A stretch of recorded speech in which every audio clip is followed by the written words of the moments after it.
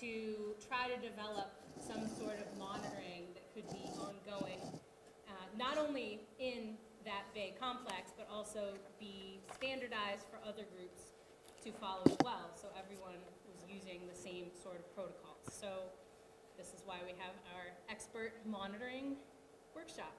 I'm Jill Carr, and it's good to see all you guys.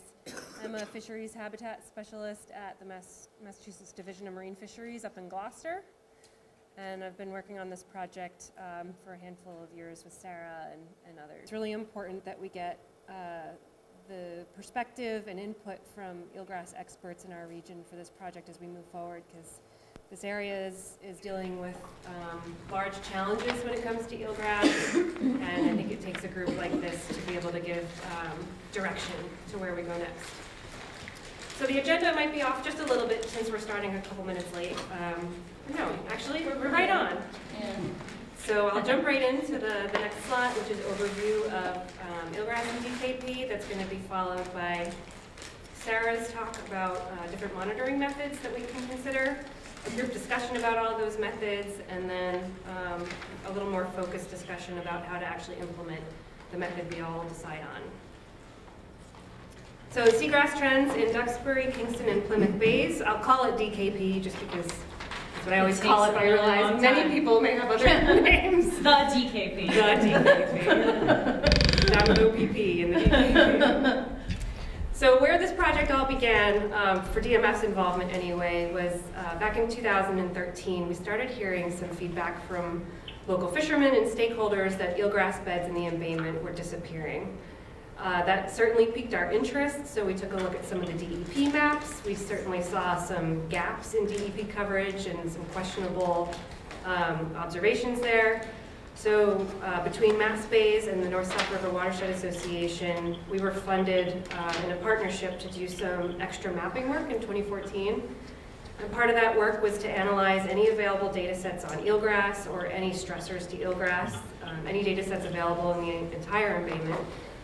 We collected new acoustic data, doing a pretty thorough acoustic survey, identified potential causes for loss, and we distributed maps and the reports generated from this work. If you don't have that report, you could just Google DKP eelgrass, and it should be the first thing that pops up.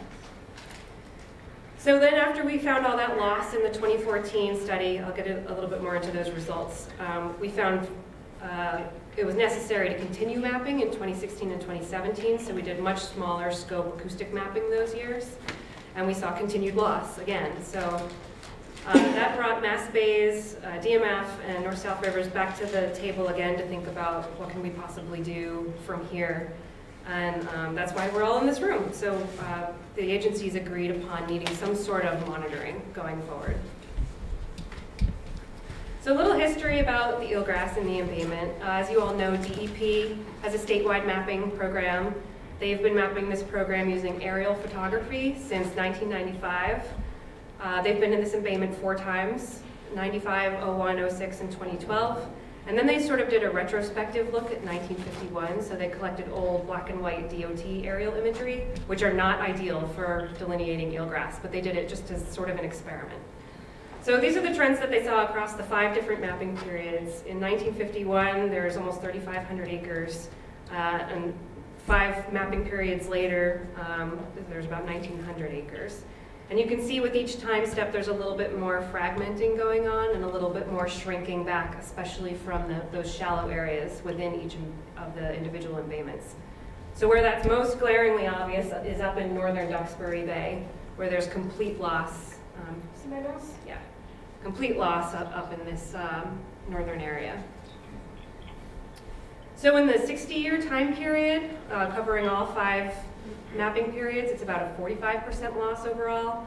And in the more reliable data set, which is about 17 years, it's a 15% loss from 95 to 2012. A little bit. So one of the steps that DMF took with DEP's aerial imagery was to reanalyze the imagery for changes in density. So we did that at 3 different time steps, 1995, 2006, and 2012. And basically what we did is, using their imagery, we just redrew the lines based on areas that are most dense and areas that are most sparse, using a threshold of about 50% aerial coverage for this.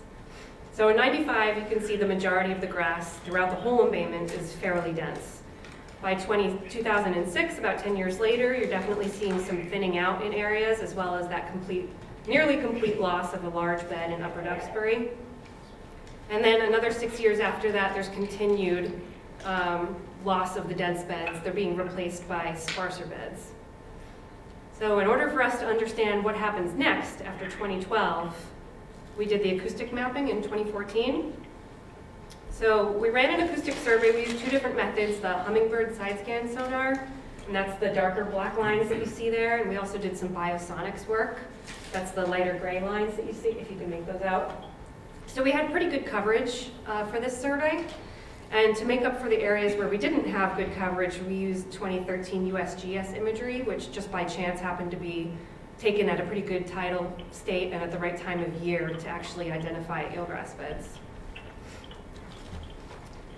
This map is showing the results in green of where we found grass using these two methods, the acoustic and the 2013 imagery. And we're estimating that in 2014, less than 1,000 acres are left. Yeah, definitely. So for the aerial imagery, it covered the entire embayment. So you guys did your survey where eelgrass had been. Yes. But areas outside of that where it may have revegetated or whatever would be covered by the aerial imagery. Covered in a sense, yeah. So in aerial imagery, if the bed is shallow enough, you can detect it pretty reliably in the imagery, but if it's deep or if it's in a channel, you really can't tell the difference between dark water and eelgrass. Yeah. What is the time frame for these surveys being done?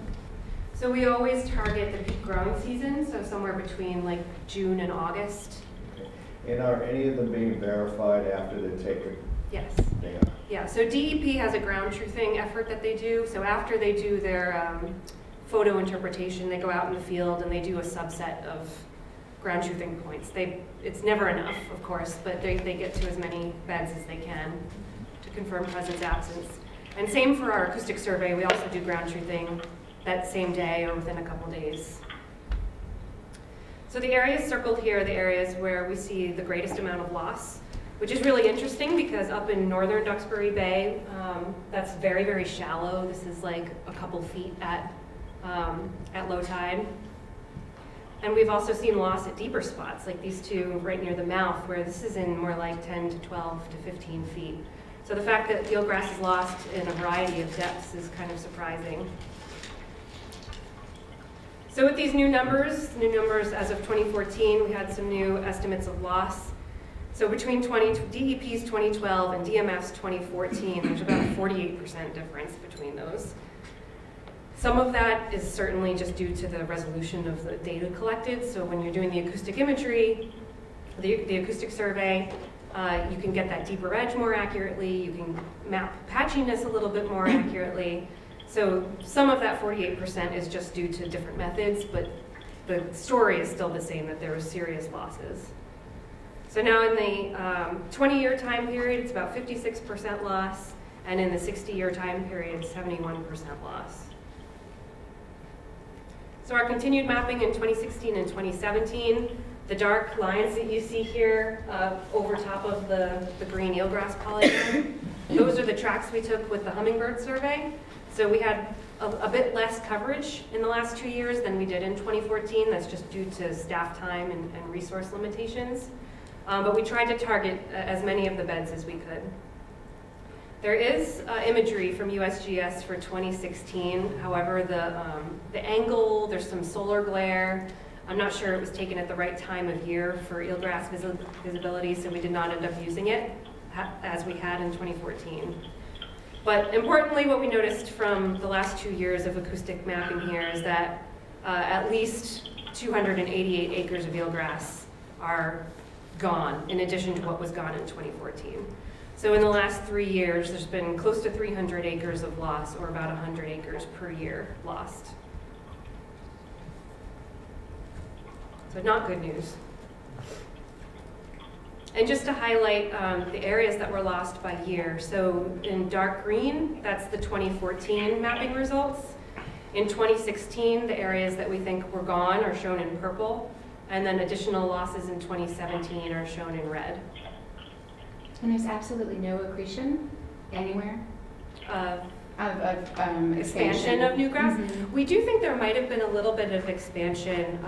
It's not really shown here because we're not sure. Right in this area, we think these beds may have actually might be connected still, but none of our data is good enough to say that with confidence.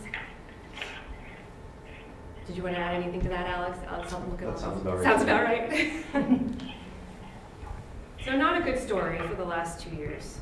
Could you, maybe you or one of the other, I'm just curious where all the oyster facilities are in relation to the vegetation? Yeah, I'm going to talk about that a little bit too in a minute. Okay. It's varied, so it's often very close because the aquaculture activity in eelgrass have very similar habitat requirements. Yeah. So they're often right next to each other.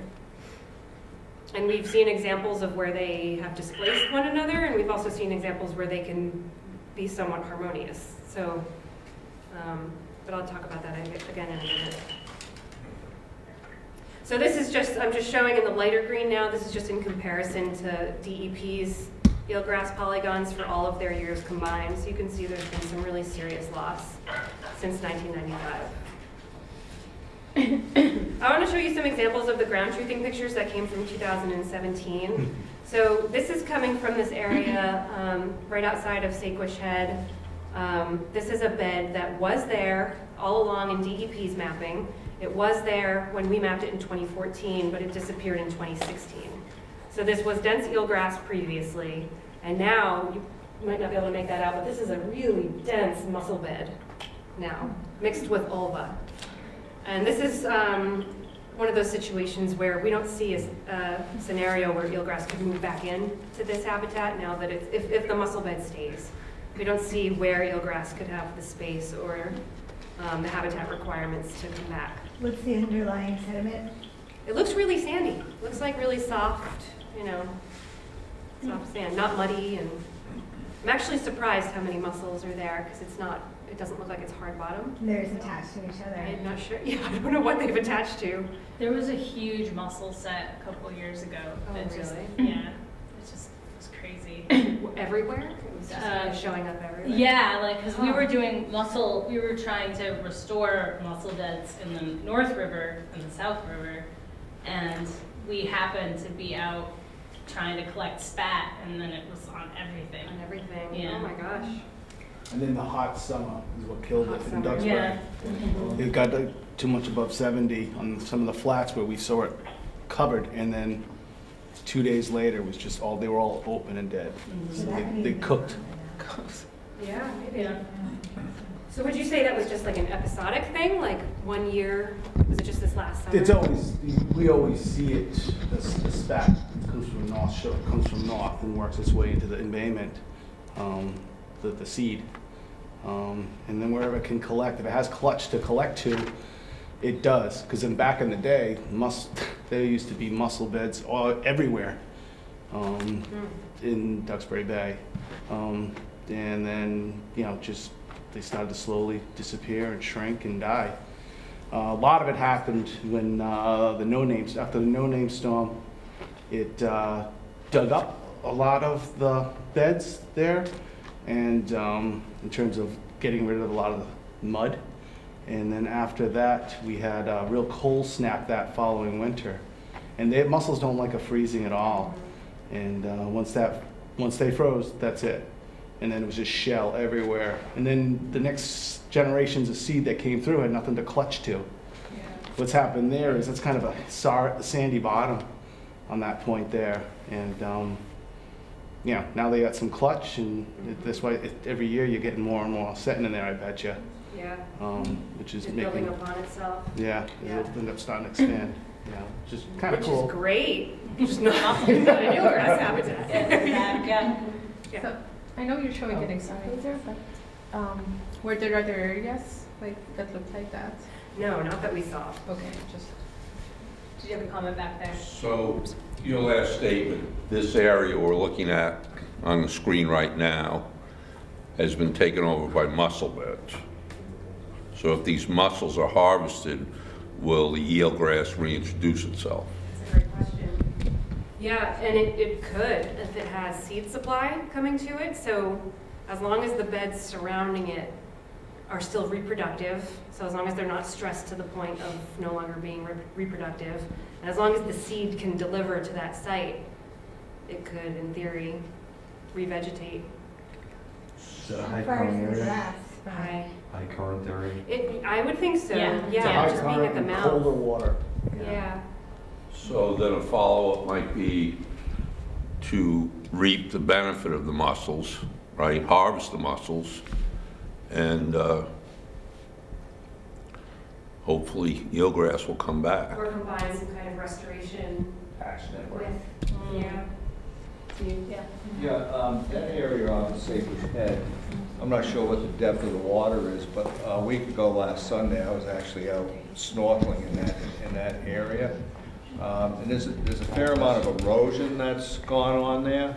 Oh, yeah. And it's not sandy like it is closer towards Clark's Island anymore. There wasn't a mussel to be found.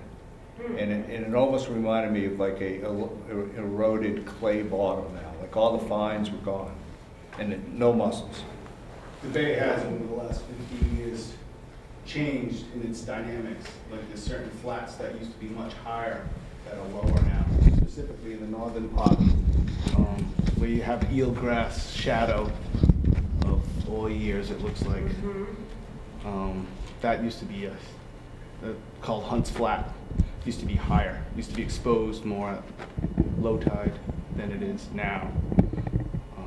So I wonder if that material is getting redistributed in the embayment or if it's getting washed out. I just realized that maybe we should I'm gonna do a super quick geography. Sure. I probably should have. So this is Duxbury up here, Kingston, and Plymouth. This is Duxbury Beach. Coming down here, Barrier Beach. This is, just because people may use these terms. So this is the Gurnet here, Saquosh Head, Clark's Island. This is Plymouth, Long Beach, Plymouth Harbor is down in here. I don't know, any other geographic features. Jones River comes in over here. This is the Nook. Standish Point. Huh? Standish Point. Standard, yeah, sure, yep, over here, yep. And then the Powder Point Bridge is up here. And it's closed at the top. Yeah, it's closed at the top, yes. Where are we now? Like way up there? Where are we? We're like inland, like In the we're in the mussel bed. We're in the mussel bed. bed. Yeah. Okay. Jill, just a quick question. How much grass is in that purple lost area, and how far away is it from the green existing grass? That's a good question. So we can get that information from the polygons. I don't know off the top of my head, but that's probably 20 acres or something that was lost in that spot. And it's detached, it's fragmented from the green. So if we were zoomed in a little bit on that more, you could see how fragmented those areas are. It never was connected to the green. It was at some point. Oh. But since 2014, or since 2012, it's become more and more fragmented. I would suspect that the bottom in this area that you're looking at has changed substantially. There's a tremendous current that goes between Long Beach and Saquosh Head when the bay exchanges water twice a day. And when the eelgrass beds were there, eelgrass collects sediment like beachgrass does. Yeah. And where eelgrass is, sometimes the topography can be 5 feet higher than the bare areas. And if the eelgrass disappears, I would imagine that sediment would be carted off and would disappear. So I think you'd probably see a lot of changes taking place in that particular area. And that raises a really good point because once eelgrass leaves an area, it can become unsuitable for eelgrass, which is sort of counterintuitive. But And it could become more suitable for something else. Yeah, exactly, to move in. Yep, sure. Which ironically, in the last 2 years, I've only been here since '91, but in the last 2 years, the rise of Ulva is just blown me away. Really? Blown me away. It's the most I've ever seen on shores I've ever seen, everywhere. that and that red, is it a red crown that grows? And it's just more and more every year. And the elder is my concern, just back in my day, it was always a sign of high nitrogen. And signs of areas that are polluted, so to speak. Oh, just a lot of nitrogen being introduced, so. Indian faces that show up in village water. Crabs and. So is it fouling up here, like the aquaculture gear and everything? Oh, yeah. It is. Yeah. Also those tourniquets and the sponges. Yeah. I've seen them growing on Just covering everything. eelgrass, that chokes it. And then some of that stuff's only been here for 8 or 10 years. Yeah. So like the bright orange, like the two. So I've been monitoring invasives in Duxbury Bay for 10 years now. So I've watched as each of the new species have shown up. You know, and because there's so much activity in the bay with fixed gear, you know, there's only so much you can do with best management practices to try to keep fragmenting. You know, all it takes is one person who doesn't who just scrapes everything off into the bay, you know. Some of it grows really good. That Yeah. sponge is what, every 72 hours it's spawning. Yeah, So yeah, it's just, you know, in the summer it's wildfire. Yeah. You know. Yes. Does anyone know how many aquaculture farms there are? Like We do the know that. acreage of aquaculture? Yeah, we have that in a 30 GIS Duxbury. And layer. where they are locally? 30 in just Duxbury, as I said. Yeah, Yeah. it's 30 And farms. growing every day. It seems Plymouth is growing. Well, we're capped, we're not So growing at there's like all. over 100? Or? No. Bill might It depends know. on the size of the Yeah. acreage and all Yeah. that. Like Duxbury. Say there's 60 farms in the embayment now, maybe. Some of them are very, very small. Each one of those farms has had to have an eelgrass survey by Marine Fisheries. And it's not an easy thing to pass. Sure. I just want to note that you started noticing the decrease in 2012 and 2013.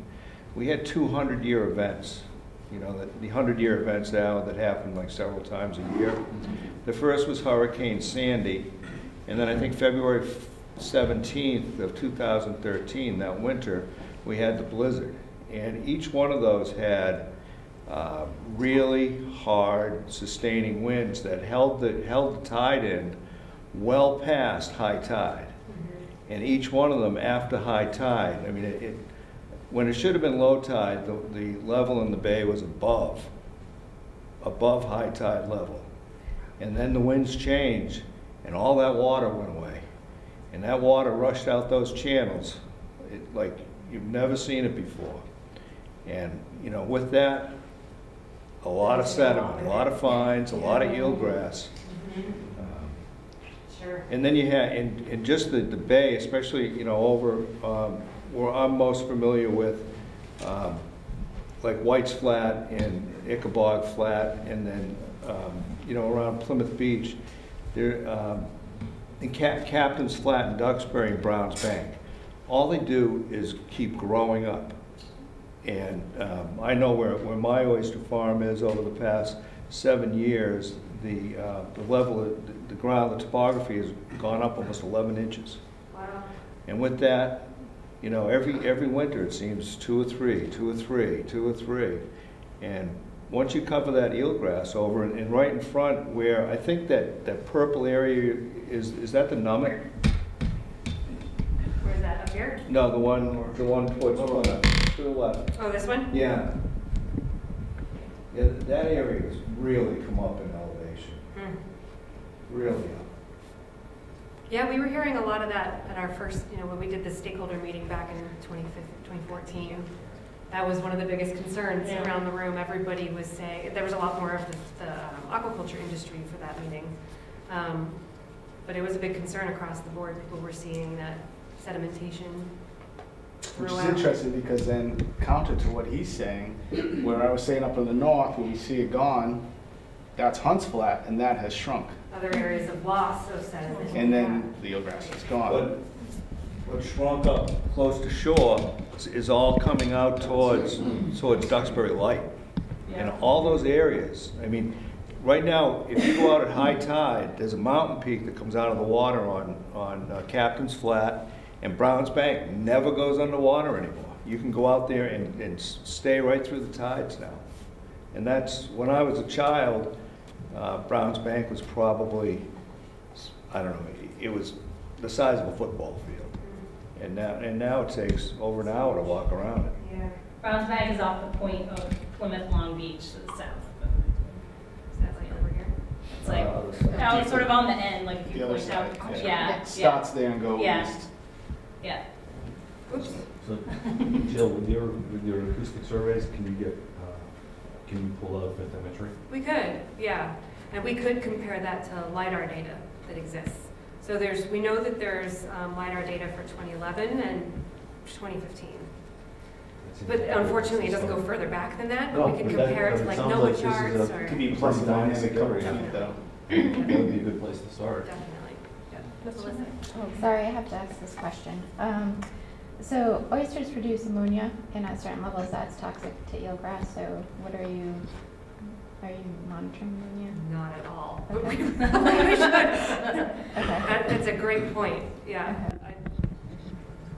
And maybe with the explosion of more aquaculture in the last couple decades, that could explain some of it, but the fact that the losses started, as far as 60 years ago, that could just be a piece of all of it.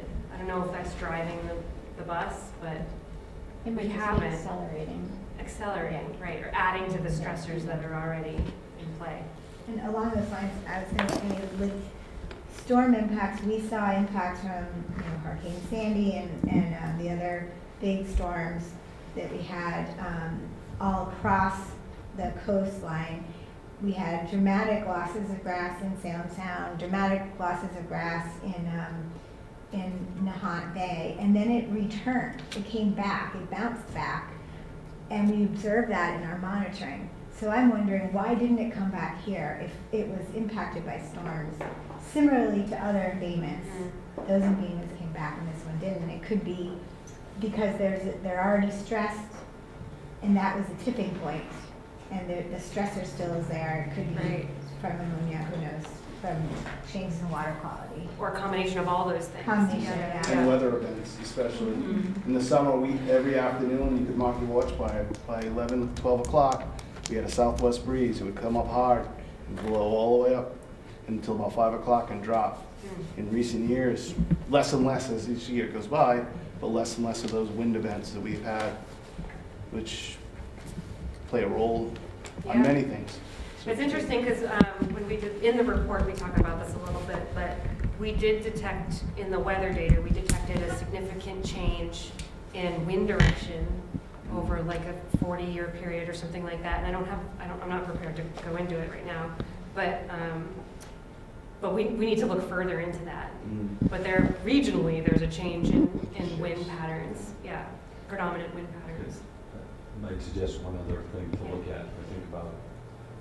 Unlike Nahant and Salem and other spots where they saw a recovery, it may be recruitment. And so reproductive success or lack thereof may be an issue here. Right. And so, I don't know, quantifying seedlings or reproductive shoots. Yeah. Okay. I've heard from a couple people that just tangentially that there used to be quite a bit more mussel beds back in the day in Duxbury. Has there been any mapping or is there any knowledge of where the major mussel beds used to be, or? That's a good question. I don't know. So DMF has an archive of old like embayment studies, and I have to admit I haven't read all of them, but they might go into things like that. So they used to write these reports back in the 40s, 50s, 60s, 70s, every like 10 to 20 years. And they might have gotten into that. When I go into them, I look for the eelgrass relevant information, So I've never really looked for mussel maps, but I bet you they exist. It might be pertinent if you're comparing what our current production, let's say, of oysters, with a different type of shellfish that used to exist as well, that release some of the same byproducts. That's a good question. Do you have any issues with green crabs? Oh, yeah. That's been rising. Yeah. And it's just, and we all know the evils of them in terms of the eelgrass shoots and also small baby oysters. Yeah. All right, so let me show you a couple more examples of pictures. We're going to talk more about these stressors too. So here's an example from up in Duxbury. Here's an area that supported eelgrass all the way back to the 1990s. Now it's barren. There's actually a little dead, a dead leaf laying there. But this, to me, and you guys might disagree, but this looks really muddy to me. This, like I see little holes. Silty, yeah. So I would imagine that this probably used to be sandy if it was a thriving eelgrass bed. So there's another example of where it may have become unsuitable for eelgrass since it disappeared. Here's an area in Kingston Inner Harbor. We're getting into Kingston Inner Harbor. Sorry, it's sort of sideways. But this is really low density here. So we mapped it with our acoustics, but it's almost unmappable. It's so low density. And then this one's really interesting. I wanted to show you guys. So there's a lot going on, but this is along this bed here. Hi, Mike. This is along this bed here and getting into Plymouth. And green in the background is where we mapped eelgrass in 2014. So it was present in 2014, and then this acoustic line, this gray rectangle that you see, that is the 2017 acoustic mapping. So that's the actual imagery of the seafloor there, and all of these little squares are aquaculture gear. So you can see what used to be eelgrass, and I'm not saying the placement of gear caused the loss of eelgrass, because like Bill said, there's a whole survey process that goes into getting a license somewhere. But somewhere between 2014 and say 2016, when this aquaculturist was trying to get his permit, all that eelgrass, a huge amount of eelgrass disappeared, to the point where they could then install all that gear. So what would that look like if there were eelgrass on it, the acoustic mapping? Would it be dark? I wish I showed an example of that, actually. That's a good question. It's not dark. It's the same color, but it has like a cloudy, billowy look to it. Like it looks like little cauliflower, kind of, yeah. It has like this lumpy look. It has a signature look to it that's usually unmistakable. I don't understand how they were licensed to have an aquaculture farm there, because my experience with it is that if there's any historical records that show that there was eelgrass, it's not permittable. So that's a difference of opinion. Even within our own agency, that can be a difference of opinion at times. But yeah, so when they had their survey done, there was no eelgrass there. I'm not sure how far back into the DEP mapping that they looked to confirm In Duxbury, presence they or go all the absence. way back to the 95 maps. Right, I would hope that the aquaculture reviewer did that homework. You know. So communication could be better between the different departments as well. Yeah, Bill? Yeah, in between 1924 and up until the no-name storm in 91, that whole area was thick with mussels like you wouldn't believe. Oh, yeah. I know that during the 80s and up until 91, there's over 1 million bushels of mussels harvested off the bottom there. And that answered the question about where the mussels were. If you took a radius all around Clark's Island, back to Duxbury Bay, almost to the rack line, that was all mussels. Ichabod Flat, White's Flat, going all the way into Plymouth, that was all mussels. And you couldn't find a mussel out there today if you had to, and not for a long time. So, thank you for that. And again, just to add on to what he said, but then we had a couple sets come through, and then they cooked. So water temperature data, I think, is something that you definitely want to, at various points of the bay, maybe something that might help us all on that quest of what we're trying to seek. Because even where you see the eelgrass all around there, that's colder water from there all the way around Clark's. Also, it's cleaner water. In other words, a lot less runoff. You know, now we notice there's a lot more green lawns along the shorelines there, and green lawns have contributing factors, let's just say. Not everybody goes organic, but they're all things that we can put in our toolbox to find solutions, I Sure. think. And the Provincetown Center for Coastal Studies has a really great data set for water quality and temperature for this embayment. They have a handful of sites within the embayment and some outside. And in their data, we saw a significant increase in water temperature in the embayment. There's nitrogen data too, right? They do, yeah. We have CMAC down at Cape Cod has a YSI on my grant, which is in Hunts Flat, which is in the top portion of where there used to be eelgrass. And they've been collecting, they have a historical data set. Every summer we put it out. It records temperature every 30 seconds, I think, through the summer months. So you put that in the toolbox, so to speak. Who has that? CMAC, Josh Restema, is his name? The Cape Cod And, Extension. Cape Cod. Cape Extension.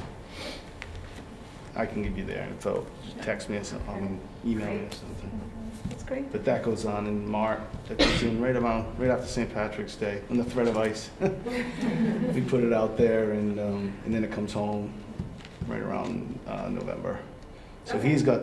Great. How long have you That's been it. doing it? A few years? Ooh, yeah. And then John Brawley and myself have been using tidbits. So we actually have years prior to that of some data as well. And it's all in that same neck of the woods. But it'd be nice to have there. It'd be nice to have up near the bridge. It'd be nice to have where we see all the nice eelgrass as well, so you can then find some correlations. Yeah. And maybe get some indicators there. But the same thing, getting back to the point where the water temperature, you get a few days above 70, and on that hot flat, that sea just doesn't like it. It's just too sensitive, and the mussel the new bed just doesn't seem to take it. Well, eelgrass doesn't like it too much either. No, well, that's For prolonged periods, yeah. Yeah, Bill. Just to clarify the slide, the dark specks on the square, that's aquaculture. The grid behind it is nothing there. That's white flat, and the black dots are about 75 feet in from Cordage Channel. And the drop off into Cordage Channel, it goes from about 0 to 12 feet over about 100 feet. And then the rise from that front line to the bottom of the slide, it goes up probably about 18 inches, because that whole area is generally considered not suitable for aquaculture because the tidal exposure is much too long, and it's just too high up. Mm-hmm. That's why all these grants, they only use that very front edge. It's the only place they have water. So, to summarize, what we think is causing the loss, we don't have a definitive answer, but we think there's two different theories. The first is that it's not water quality or light limitation, but it's more likely sedimentation or physical disturbance. So physical disturbance can include being ripped out by a storm or a tide. It can include bioturbators and crabs. Physical disturbance can also include things like dredging, boating activity, things like that. I tend to lean more toward this first theory than toward the second theory, which is that it is water quality, namely an increase in temperature and maybe increased turbidity. And the reason I lean more toward theory one is just because our observations don't really support the water quality argument, because we've seen this long, multi-decade loss, whereas the increased temperature could certainly be stressing it and adding to issues of sedimentation and physical disturbance. But really, the embayment, you could argue that water quality has been improving for a long time there. More shellfish beds are being opened up. There is more aquaculture activity. And I wish we had more data to say that water quality has improved, over that same 60-year time period, but we just don't have the data for that. But we are adding more chemicals to our watershed. That is true. I was The gonna- land use piece, sure. Jill, I was going to ask you if you could talk about water quality, because I know that you said you're lacking some water quality data, but there is some, right? Yes, and the report we wrote in 2015 and all the work we did sort of looked at everything other than water quality. So with the small grant that we had to work with, it was like, you know, you could put all your buckets in the water quality basket and still not have an answer at the end. So we wanted to look at all these other data sets other than water quality. So we really looked at just limited data. We looked at the stuff that was available from Center for Coastal Studies and some of the DEP TMDL reports. But what we didn't look at is we didn't do a huge collection of data from like the wastewater treatment plants and, you know, other sources of water quality data that might be out there. Are there local water quality samplers now? I mean, it's sort of patchwork, you know, different projects, different things like that. There's nothing long-term. There's not, I don't think, I don't know if anyone's actually doing like long-term, you know. So how can you say that water quality is not getting worse? It's only because of the new shellfish areas being opened. Yeah. So the classifications have changed. It's more bacteria. And that has to do with stormwater improvements in Duxbury, Kingston, and Plymouth mostly. As well as testing. The big bottleneck years back was you had to have it tested, what, 3 to 5 years before you could open up an area. So some areas didn't get open because, well, there really wasn't much funding in the venue to test all these areas, you know. But now that we have new stormwater, new management, better management practices with sewage and stuff like that, it has given support to get these areas tested for certain criteria, like bad pathogens and stuff like that, to open up these areas. But the concern I have as someone that ranches on the water is we should try also to monitor glyphosate or herbicides that are being introduced. I mean, we have people showing up on Powder Point, just showing up and doing the guy's lawn because, oh, it's time for grub control. When there's so much evidence out there, a lot of people's lawns are getting over-fertilized. You know, and I think it's feeding the system. It can only take so much before it starts to tip. You do that and you have a hot summer, then boom, you got a bunch of algal, or whatever the case may be.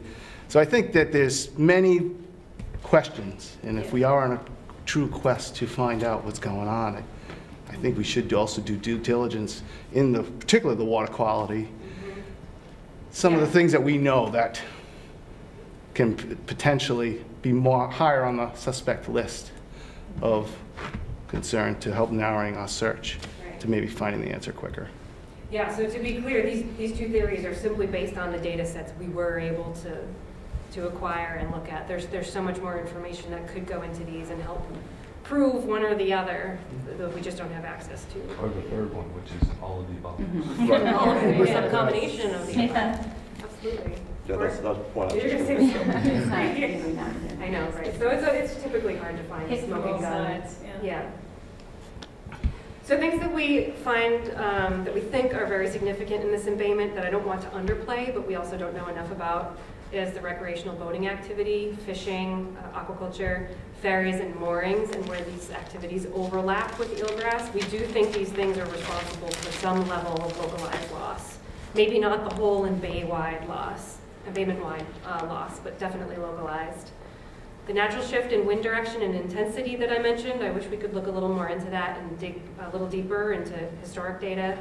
Natural shoaling, which keeps coming up again and again as a concern. And we really have no idea about the impacts of ice, dredging, wasting disease. There's just no data on it in the embayment. And green crabs. Everybody says they're there and that they've been there for as long as they can remember, but there's no quantifiable data there.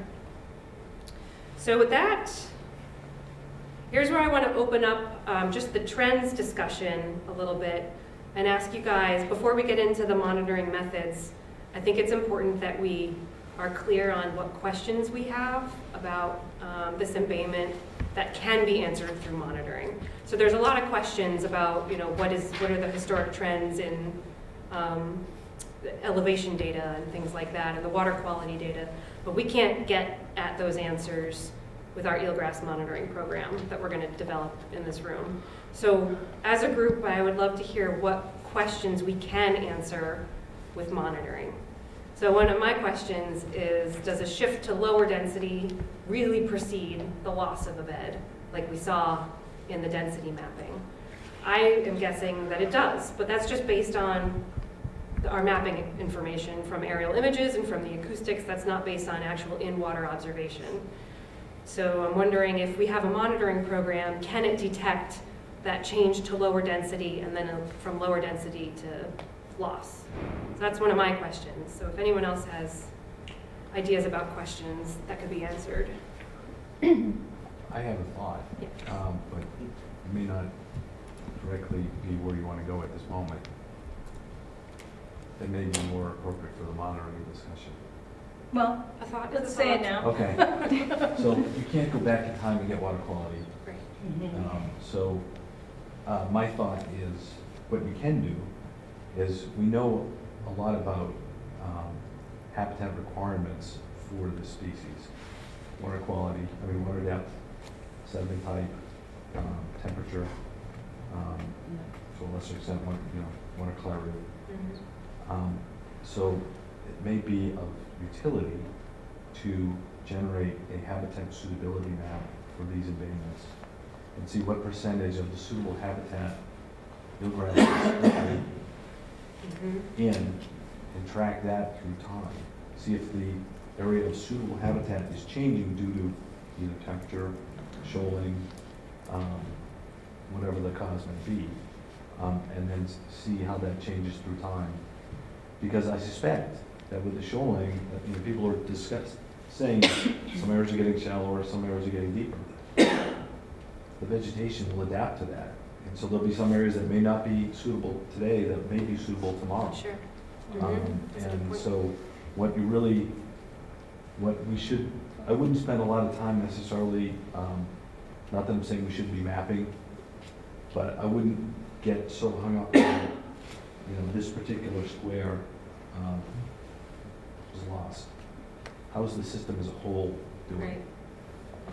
And is the eelgrass is moving around within the system, but you're staying at a high acreage, then that's one outcome, and I would consider that a good outcome, as opposed to this particular one acre patch here, the density declined and all of a sudden disappeared.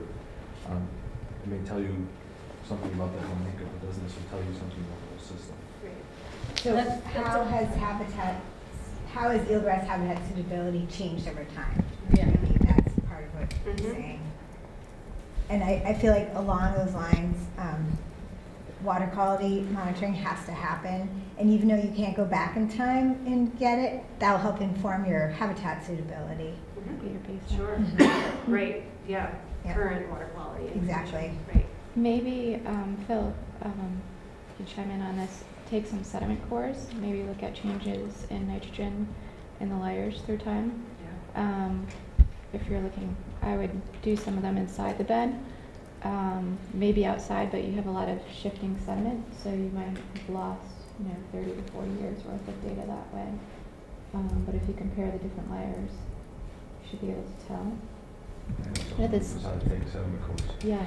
At the same time, you could use some stable isotopes to try to identify your sources of nitrogen to see whether or not it's fertilizer or if it's there's sewage coming in. It's kind of tough when you have two happening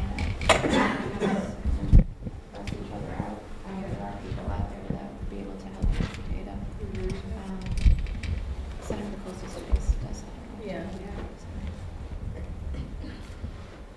To your point, and this will come up sort of at the end of the monitoring discussion, one of the questions that we are going to have is sort of the spatial extent to which some of these monitoring efforts are applied, and the question of whether it would be a bay-wide look, whether it would be looking at the historic extent of eelgrass and applying it there, or the third option, which we hadn't even come up with yet, would be to look at the suitable habitat. Because if we're looking at historic extent, but there are other places that might have become suitable and we don't look there, we could miss expansion.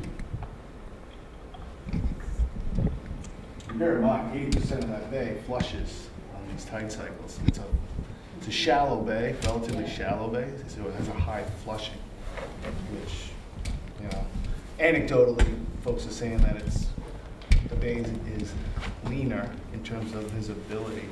You can see the bottom more and better. But it could just be that the bottom's closer to the surface. Some of these areas. But that's a good point, because to me, that argues against water quality as being the driver. Because people familiar with Wissa and Bay in particular, familiar with Great Bay, it's like hot cocoa. But because there's a great tidal range, the plants actually sit on the surface of the water at low tide and get enough light. So a shallow well-fed system like this, even if there are not, and this is not EPA saying we shouldn't control nitrogen. Don't misunderstand me, but I suspect that based on the hydrodynamics of the system, that water quality is probably not the driver here. Can you repeat what was just said? Sorry, I can hear the person talking, giving the presentation, but the comments I'm having trouble hearing. You're missing all the best parts. Yeah, I guess I can send her this too. We're just talking about water quality and the fact that this bay system is relatively well flushed and has seen water clarity improvements perhaps in recent years, although that could be that it's been shallower, but that in other bays that are similarly shallow that have poorer water clarity, that the eelgrass still manages to survive because it's able to receive enough light at low tide. Okay. Can I make a comment about some of the water quality that is available on the Center for Coastal Studies site? Sure. Yeah. Okay, so I'm looking at it now, and a colleague of mine did some research looking at like 70 sites and compared the nutrient-related water quality to the habitat health of eelgrass. In those sites, mostly on Cape Cod, but in 2012, the total nitrogen for that for the northern portion of the system, if I'm in the right area, I don't know because I'm not there about where. You said the northern portion of Duxbury, I think, is what I'm looking at. But the values are pretty elevated compared to what they came up with in terms of a value for just comparison's sake. Total nitrogen being below 0.37 with evidence of no loss in transplants that were in those areas. From that, and then those were like in the 0.5 range that year in 2012. So I know that like from the data that you were looking at, it might not, like most of it is very, very low, and most of it's below 0.37, but that year in 2012, just looking at it, it does look a little elevated compared to the rest of the years. I have a couple other questions, but I can make them now or later. Sure, go ahead. Okay, so I was also wondering, because obviously we all know that there's a number of factors that are at play here. Has anybody done any research on surfactants or anything contaminant-wise? I know that the Center for Coastal Studies looks at some of the new emerging contaminants, and I don't know what the state of the research is. I'm not trying, I know that we're just talking about what was done in terms of this study, but I don't know if that's something that has had more research done on it, or if anybody can comment on that. We did not, and we didn't find any data sets on contaminants when we did our searching. Okay. Yeah, But the Center for... When you were finding loss, was that being replaced by macroalgae by any chance? Not evident in the acoustic data, at least. It generally was just bare sand. Bare sand, okay. But then there's some areas that had like a giant mussel bed come in. I'm sorry you couldn't see the pictures. I can email you the PowerPoint so you can see some of those pictures. Yeah, I have the draft of the report, but Okay. I can imagine what it looks like. Yeah. Cressida was going to add something. Yeah, to her question, the Center for Coastal Studies, the contaminants of emerging concern, the study they did was restricted to Cape Cod Bay, so there are sites there and some sites in Nantucket Sound. They didn't extend into disembayment, which would have been great, but that was the scope. Contaminants? Yes, they did pharmaceuticals, some fluoride. So they have a hold. They just handed in their study from 2000. That was done from analysis. Sampling during 2016 and 2017. And I think there was also a previous study in 2014 that we funded. So I can definitely share those, but they're just in Cape Cod Bay. It's not in this area. So, for you on the phone, Caitlin, there's the contaminants data from the Center for Coastal Studies is not available for this embayment, but it is available outside the embayment in Cape Cod Bay. There's obviously that type of data for at least the Plymouth wastewater treatment plant. Yes, yeah. And we never looked into the wastewater treatment reports or anything.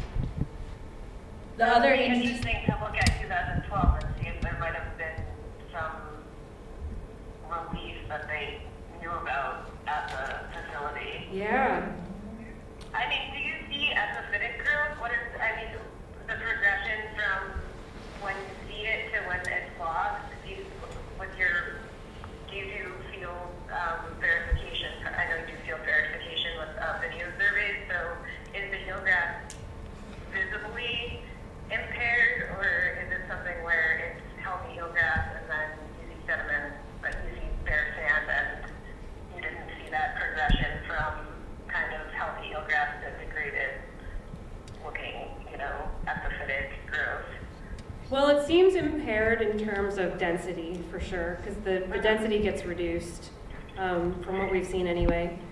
And then we've only been collecting underwater imagery since 2014, so it's a really small time series that we have.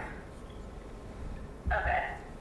So if there were some change in water quality, say if there was a elevated nitrogen levels in 2012, we weren't even working in the embayment then. But other groups may have. But are there epiphytes on the grass? Does it look like slime? No. Yeah. No. Really? Slime over the grass. That's arguing for not water as well as quality. alternative. Yeah, It's a but slime. some people are talking about seeing the tunicates on the grass. On the grass, yep. But you know how it is with the drop camera. You see what's within a foot of your camera, and if there's no glaring. Yes, the tunicates. As you know, we've monitored tunicates elsewhere, and they're visually very stunning, and they look like they're everywhere. But when you actually quantify them, even the most we could find was out in the vineyard, and they were on about 12 or 13% of the shoots. That's high. But that's not enough to cause a Yeah. animal to disappear. Yeah. And they're only there seasonally, so they're not even there the entire year.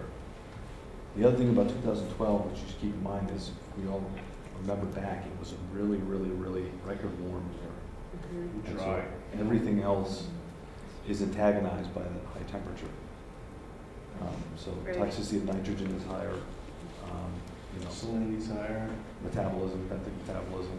That actually raises a really good point, because I've always grappled with the fact that between 2012 and 2014, we saw almost a 50% loss. That's the 2012 DEP data and the 2014 DMF acoustic data.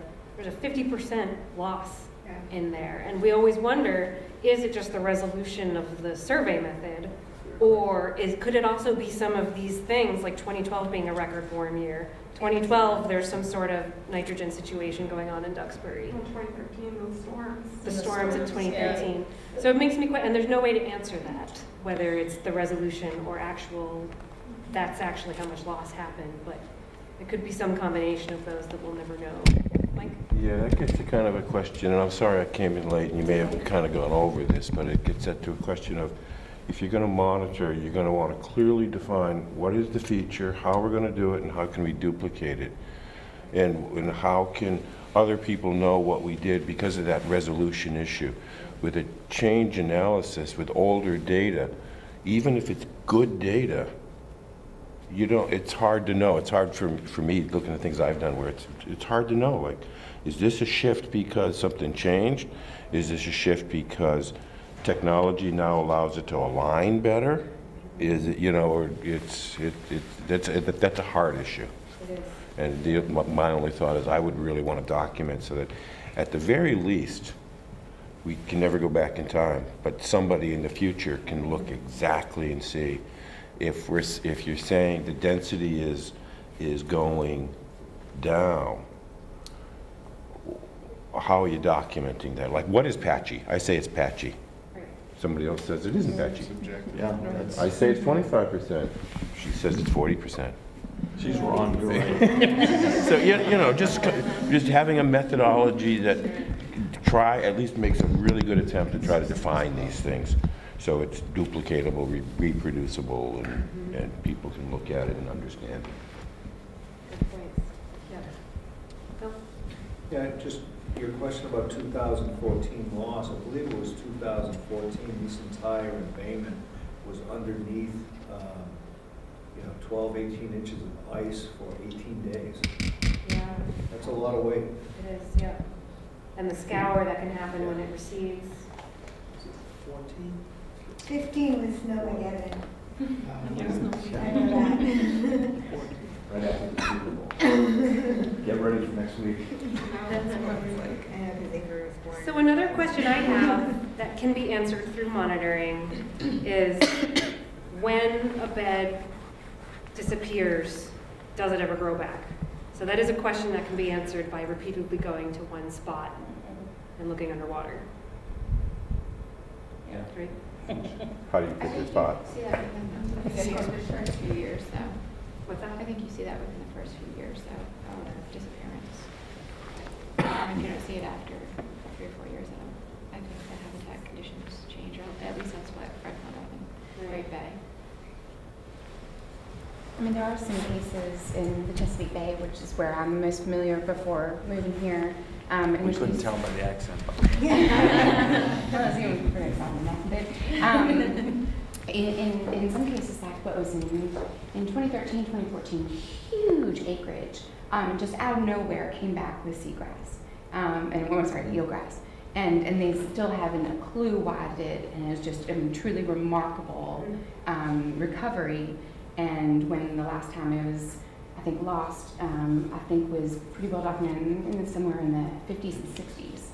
And so we're talking decades later, and I know some scientists were working on figuring out why, the resurgence, and I think there's a combination of factors, and no one can ever tell exactly the truth. But I don't know if it's just like 2 years. I don't know what the threshold is, and I think could be way far. Sure. But, right. It's nice to hear a happy story. Tampa Bay too, but that was a lot of effort on the part of. I mean, it was a lot of water quality improvement. Yeah. They returned back to 1950s levels and a little beyond. Didn't Fred also see something like this in Great Bay, where there was a big die-off in the late 80s, and then a couple of years later there was a major seeding event, and a lot of acreage came back very suddenly. Same with Governor Island Flats. We just saw so much grass come back, and what do you call it, hot chocolate? Sediment. Some restoration, but not all 50 acres. So it's a great point, and it speaks to the importance of monitoring not only the beds that are there that we're worried about losing, but also the spots that could potentially still be suitable, and watch and see if it comes back. Those will be boring monitoring days, but. But I mean, I'm thinking, again, I really think that nature, life is resilient and will seek out its space. And so I'm thinking of the small meadow on River Beach, which I don't think there's ever been grass there until 2012, or 13 when they showed up. And again, that's a function of recruitment. And do you have a meteorized seed source and do the water move the seeds just the right direction, the right time?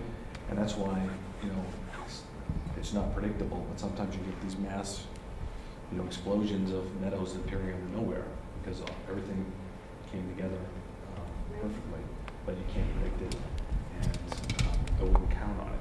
Yeah, right. So keep that question in your mind of when we go into the methods, which I went way over my time. No, but I think this was a good Really discussion. I mean, it was helpful. kind of, Yeah. agendas. But just as long as keep we're having a discussion, that's the important Yeah. part.